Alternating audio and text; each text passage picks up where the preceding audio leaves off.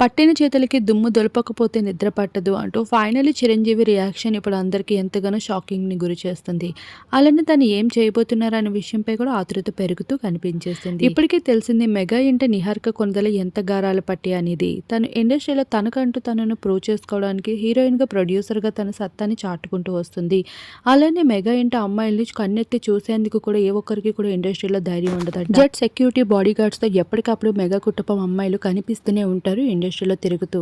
అటువంటిది ఇప్పుడు ఇండస్ట్రీలో మెగా కుటుంబానికి సెక్యూరిటీ లేకుండా పోవడం ఇప్పుడు ఎన్నో విషయాలు వెల్లువెత్తేలా బయటికి వచ్చేలా చేస్తున్నాయి. అయితే అసలు విషయం మాట్లాడుకుంటే డైరెక్టర్ రాఘవేంద్ర కోసం తెలిసిందే.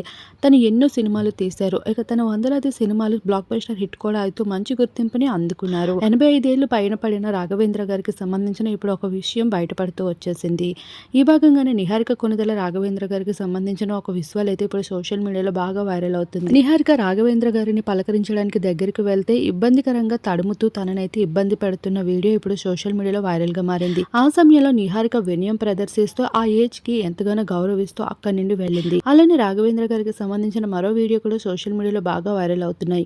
ఇలా తనకి సంబంధించిన నెగిటివ్ వీడియోస్ సోషల్ మీడియాలో వైరల్ గా మారడం, మరొక వైపు నిహారికతో ఆ విధంగా ప్రవర్తిస్తున్నప్పుడు తను అన్కంఫర్టబుల్ గా ఫీల్ అవుతూ రావడం, ఇవన్నీ సోషల్ మీడియాలోని టాలీవుడ్, బాలీవుడ్ ఇండస్ట్రీలో ఒక్కసారిగా దుమారం రేపింది. ఇక రాఘవేంద్ర గారు అంత పేరు సంపాదించుకొని కూడా ఈ విధంగా ప్రవర్తించడం ఏంటి అంటూ ఇండస్ట్రీలో గొప్పింటి అమ్మాయిలకి ఈ విధంగా జరుగుతూ ఉంటే నార్మల్ సాధారణమైన అమ్మాయిల పరిస్థితి ఏమిటి అంటూ ఇప్పుడు సోషల్ మీడియాలో అడుగుతున్న ప్రశ్నలపై చిరంజీవి గారు ఘాటుగానే స్పందిస్తూ కనిపించేశారు.